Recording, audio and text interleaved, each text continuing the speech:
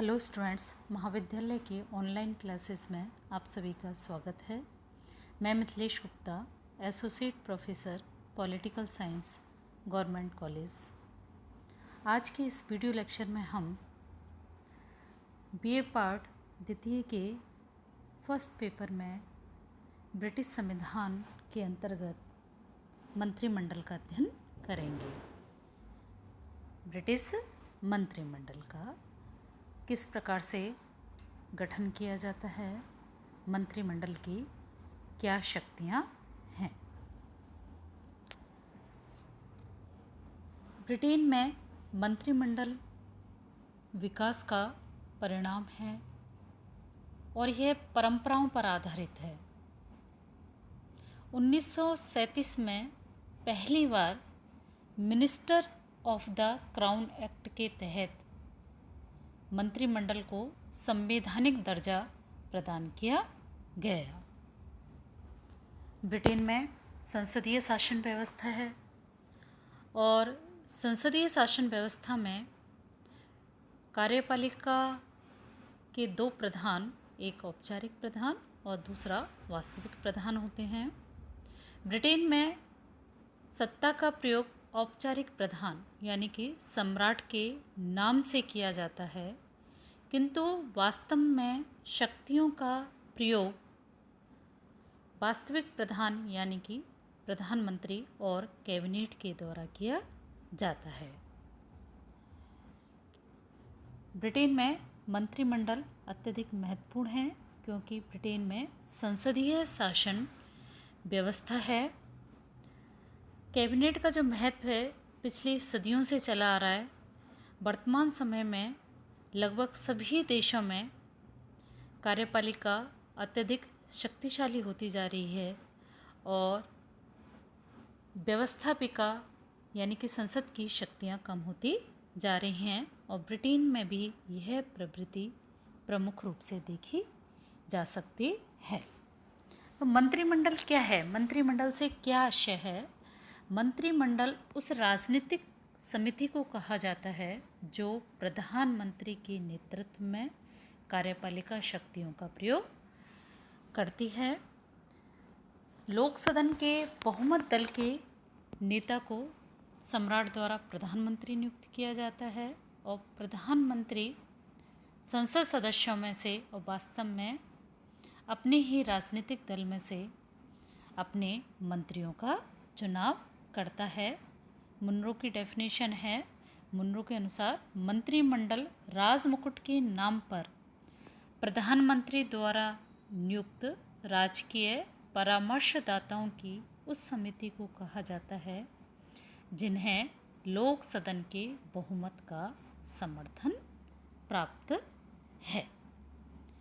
Britain में मंत्रिमंडल अत्यधिक महत्वपूर्ण है और इस संदर्भ में अनेक विचारकों के द्वारा अपने विचार व्यक्त किए गए हैं। सर जॉन मेरिट के अनुसार कैबिनेट वह धुरी है जिस पर संपूर्ण प्रशासन चक्र घूमता है। इसी प्रकार रैमजे म्यूर कहते हैं, कैबिनेट राज्य के जहाज का परिचालक यंत्र है। तो यहाँ हम आगे अध्ययन करेंगे कि मंत्रिमंडल का गठन किस प्रकार से किया जाता है। लोक सदन के ब्रिटेन में क्या है? संसद के दो सदन हैं, लोक सदन और लॉर्ड सभा। निम्न सदन लोक सदन है और लोक सदन के बहुमत दल के नेता को सम्राट द्वारा प्रधानमंत्री नियुक्त किया जाता है और प्रधानमंत्री की परामर्श से अन्य मंत्रियों की नियुक्ति की जाती है। प्रधानमंत्री लोक सदन का होता है, लॉर्ड सभा से नहीं। तो मंत्रिमंडल के गठन यद्यपि प्राइम मिनिस्टर की परामर्श से सम्राट के द्वारा किया जाता है, किंतु वास्तव में प्राइम मिनिस्टर के लिए आवश्यक होता है कि वह मंत्रियों का चयन अपने ही दल में से करे। दूसरी बात, मंत्रियों के चयन में सभी क्षेत्रीय समुदायों हितों को संतुष्ट करने का प्रयास किया जाता है और दोनों ही सदनों में से चयन किया जाता है। मंत्रिमंडल की सदस्य संख्या, मंत्रियों के स्तर निर्धारित करना, उनमें विभागों का वितरण करना प्रधानमंत्री का ही काम होता है। किसी एक राजनीतिक दल का बहुमत प्राप्त न होने पर राष्ट्रीय मंत्रिमंडल का भी निर्माण किया जा सकता है। परंपरा के अनुसार मंत्रिमंडल के सदस्यों के लिए संसद का सदस्य होना अनिवार्य होता है। किसी ऐसे व्यक्ति को जो नियुक्ति के समय संसद का सदस्य ना हो, अगर उसको मंत्री बना दिया जाता है तो 6 महीने के अंदर उसे संसद की सदस्यता प्राप्त करनी होती है।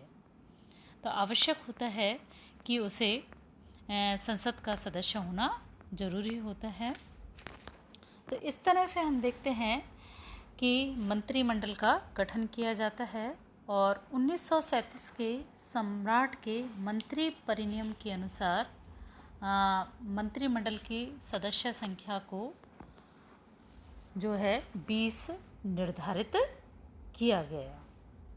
अब आगे हम जो ले रहे हैं वो है मंत्रिपरिषद और मंत्रिमंडल में अंतर। सामान्य रूप से दोनों को एक ही समझा जाता है, मंत्रिपरिषद और मंत्रिमंडल को एक ही संस्था मान लेते हैं, लेकिन दोनों में अंतर होता है। मंत्रिपरिषद क्या है, एक बड़ी संस्था होती है जिसमें राजनीतिक कार्यपालिका के समस्त पदाधिकारी आ जाते हैं जो कि संसद के सदस्य होते हैं और लोक सदन के प्रति उत्तरदायी होते हैं। जबकि मंत्रिमंडल जो है मंत्रिपरिषद का हृदय होता है, शासन का परिचालक यंत्र होता है। इसके अंतर जो इस प्रकार से हम कर सकते हैं कुछ पॉइंट्स के अंतर्गत। पहला जो अंतर है वो है आकार संबंधी अंतर। मंत्रिमंडल का आकार जो है वो मंत्रिपरिषद की तुलना में बहुत छोटा होता है। मंत्रिपरिषद में तो 70 से लेकर 90 तक मंत्री हो सकते हैं, किंतु मंत्रिमंडल के जो सदस्य हैं उनकी संख्या सामान्य रूप से 18 से 22 के बीच में रहती है, सामान्य रूप से 20 ही रहती है। दूसरा अंतर जो किया जा सकता है वो है पद संबंधी अंतर। मंत्री परिषद में विभिन्न स्तरों के मंत्री होते हैं, जिनमें मंत्रिमंडलीय स्तर, संसदीय सचिव, राज्य मंत्री, अन्य मंत्री, उप सचिव, जूनियर लॉर्ड, निजी सचिव आदि विविध प्रकार स्तर के मंत्री होते हैं। जबकि मंत्रिमंडल में केवल एक ही स्तर, मंत्रिमंडलीय स्तर यानी कि कैबिनेट स्तर के ही मंत्री शामिल होते हैं। तीसरा जो अंतर है वो है वेतन संबंधी अंतर। कैबिनेट सदस्यों को, मंत्रिमंडल के सदस्यों को मंत्रिपरिषद के सदस्यों की तुलना में अधिक वेतन मिलता है। चौथा और जो प्रमुख अंतर है वो है कार्य और शक्ति संबंधी अंतर। मंत्रिमंडल के सदस्य जो हैं वो विभिन्न विभागों के अध्यक्ष होते हैं, जबकि अन्य जो मंत्री होते हैं उनके अधीनस्थ होते हैं। शासन का जो नीति निर्धारण का जो महत्वपूर्ण कार्य है वो कैबिनेट के द्वारा, मंत्रिमंडल के द्वारा ही किया जाता है। तो इस तरह से देखते हैं मंत्रिपरिषद और मंत्रिमंडल में अंतर होता है। मंत्रिमंडल छोटा होता है और मंत्रिपरिषद में विविध स्तरों के मंत्री होते हैं। शक्ति की दृष्टि से देखें तो मंत्रिमंडल जो है ज़्यादा शक्तिशाली, महत्वपूर्ण होता है। नेक्स्ट जो हम ले रहे हैं वो है मंत्रिमंडल की शक्तियाँ, कार्य और शक्तियाँ। मंत्रिमंडल के कार्यों का या शक्तियों का आधार जो है वैधानिक ना होकर क्या है, परंपरागत है। अगर हम वैधानिक स्थिति की बात करें तो वैधानिक स्थिति में मंत्रिमंडल आज भी सम्राट की परामर्शदात्री समिति है, किंतु राजतंत्र से लोकतंत्र के विकास के दौरान राजा की शक्तियों का पतन होता गया, कमी होती गई, और वो जो शक्तियाँ थीं संस्था के रूप में वह शक्तियाँ कैबिनेट को प्राप्त होती गई। शासन का केंद्र बिंदु होने के कारण मंत्रिमंडल न केवल प्रशासनिक क्षेत्र में, कार्यपालिका क्षेत्र में, अपितु विधायी, वित्तीय, न्यायिक सभी क्षेत्रों में महत्वपूर्ण शक्तियों का उपभोग करता है। तो एक तरह से वहाँ संसदीय शासन के लिए कहा जाता है, संसदीय शासन जो है वो मंत्रिमंडलीय शासन या मंत्रिमंडलीय तानाशाही में परिवर्तित होता जा रहा है। तो मंत्रिमंडल की कौन कौन सी शक्तियाँ हैं, क्या क्या कार्य मंत्रिमंडल के द्वारा किए जाते हैं, इनका अब हम अध्ययन करेंगे। पहली जो शक्ति है वो है कार्यपालिका शक्तियाँ। मंत्रिमंडल जो है वास्तविक कार्यपालिका होती है। आंतरिक और बाहरी दोनों ही क्षेत्रों में शासन की नीति निर्धारित करने का जो कार्य है वो मंत्रिमंडल के द्वारा किया जाता है। मंत्रिमंडल के सदस्य मंत्री जो हैं वो विभिन्न विभागों के, या हम कहें अपने अपने विभागों के अध्यक्ष होते हैं। समस्त विभागीय कार्यवाही का संचालन और उस पर नियंत्रण रखने का जो कार्य है वो मंत्रिमंडल के द्वारा किया जाता है। संसद के द्वारा के जो समक्ष प्रस्तुत की जाने वाली जो नीति है उसको अंतिम रूप प्रदान करने का जो कार्य भी है मंत्रिमंडल के द्वारा किया जाता है। संसद द्वारा निर्धारित नीति के अनुसार राष्ट्रीय कार्यपालिका पर नियंत्रण रखने का जो कार्य है, उसके अनुसार प्रशासन का संचालन का जो कार्य है वह भी मंत्रिमंडल के द्वारा किया जाता है, क्योंकि मंत्रिमंडल में विभिन्न विभागों के अध्यक्ष होते हैं। वे अपने विभागों का संचालन करते हैं, उनके कार्यों की देखभाल करते हैं। तो इस प्रकार सम्राट की समस्त कार्यपालिका शक्तियों का प्रयोग मंत्रिमंडल के द्वारा ही किया जाता है। राज्य के विभिन्न विभागों की मध्य सामंजस्य बनाने का कार्य, समन्वयकारी कार्य भी जो है मंत्रिमंडल के द्वारा किया जाता है, क्योंकि प्रशासन क्या है, विभिन्न विभागों में विभाजित होता है। लेकिन विभाजित होने पर भी क्या है, सरकार में एक आंगिक एकता होती है, और सुशासन के लिए या शासन सही प्रकार से संचालित हो इसके लिए आवश्यक है कि विभिन्न विभागों में समन्वय बना रहे। तो ये जो समन्वय स्थापित करने का जो कार्य है वो मंत्रिमंडल के द्वारा ही किया जाता है। तो इस प्रकार से हम देखते हैं कि कार्यपालिका के क्षेत्र में राष्ट्रीय नीति निर्धारित करना, नीति के अनुसार शासन का संचालन करना और विभिन्न विभागों के मध्य समन्वय और सामंजस्य का जो कार्य है वो मंत्रिमंडल के द्वारा किया जाता है। मंत्रिमंडल के दूसरे कार्य या शक्तियाँ जो है वो ले सकते हैं विधायी शक्तियाँ। वर्तमान में देखते हैं मंत्रिमंडल केवल प्रशासनिक ही नहीं अपितु विधि निर्माण के क्षेत्र में, विधायी क्षेत्र में भी महत्वपूर्ण कार्य करता है। विधायी कार्यों में संसद को नेतृत्व प्रदान करने का कार्य भी मंत्रिमंडल करता है। विधायक जो विभिन्न जो विधेयक हैं जो संसद में पारित किए जाते हैं, विधेयकों का प्रारूप तैयार करना और उन्हें संसद में प्रस्तुत करना और अपने बहुमत के बल पर उन्हें पारित करने का जो कार्य है वह मंत्रिमंडल के द्वारा ही किया जाता है। संसद की जो बैठकें बुलाई जाती हैं, सम्राट संसद की बैठक बुलाने, स्थगित करने और उनको भंग करने का कार्य जो करता है सम्राट, वो कैबिनेट की परामर्श से ही करता है।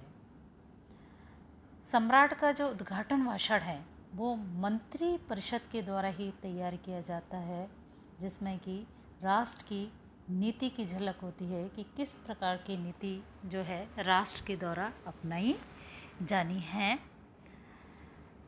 प्रदत्त विधायन के अंतर्गत कानून निर्माण का जो कार्य है वह भी मंत्रिमंडल के द्वारा ही किया जाते हैं।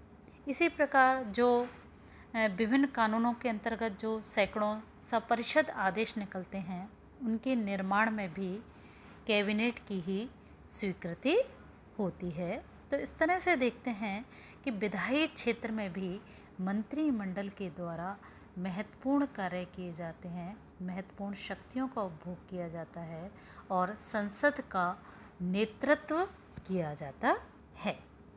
तीसरी जो महत्वपूर्ण शक्ति है मंत्रिमंडल की वो है वित्तीय शक्ति या वित्तीय कार्य।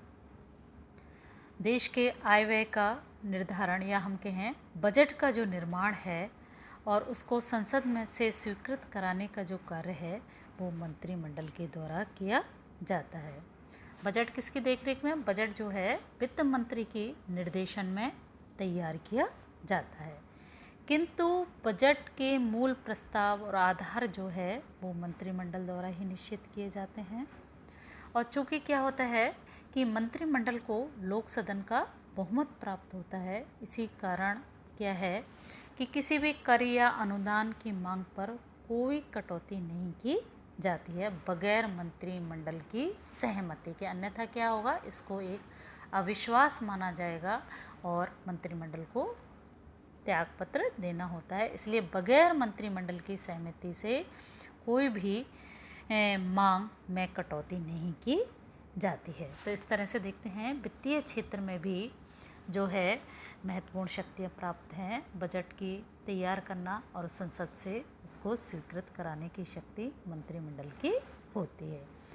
इनके अतिरिक्त भी अनेक कार्य या अनेक शक्तियाँ जो है मंत्रिमंडल को प्राप्त होती हैं, अन्य कार्य भी किए जाते हैं। इसमें राजा के द्वारा जो क्षमादान का जो अधिकार का प्रयोग किया जाता है सामान्य रूप से हम देखते हैं गृह मंत्री के परामर्श से किया जाता है। इसी बार राजा द्वारा जो उपाधियों का वितरण किया जाता है वो भी प्रधानमंत्री और मंत्रिमंडल की परामर्श से किया जाता है। विदेशों में जो की जाने वाली, देश या विदेश में जो की जाने वाली जो समस्त उच्च पदों की जो नियुक्तियां होती हैं वो भी मंत्रिमंडल की परामर्श से की जाती हैं। और न्यायाधीशों की जो नियुक्ति है वो लॉर्ड चांसलर, ये क्या होता है, मंत्रिमंडल का ही एक सदस्य होता है, लॉर्ड चांसलर के परामर्श के अनुसार ही सम्राट के द्वारा की जाती हैं। तो इस तरह से देखते हैं ब्रिटेन में मंत्रिमंडल जो है, मंत्रिमंडल के जो कार्य और शक्तियां हैं वो अत्यधिक महत्वपूर्ण हैं। उसके द्वारा राजा को प्रदत्त समस्त शक्तियों का प्रयोग वास्तविक रूप से जो है ब्रिटेन में सम्राट को जो शक्तियां प्रदान की गई हैं वास्तव में उन शक्तियों का जो प्रयोग है प्रधानमंत्री और मंत्रिमंडल के द्वारा ही किया जाता है। इसलिए लॉवेल के अनुसार क्या है, मंत्रिमंडल राजनीतिक मेहराब की एक आधारशिला कहा गया है। और रैमजो म्यूर कहते हैं कैबिनेट जो है राज्य की जहाज का परिचालक चक्र या यंत्र है। धन्यवाद।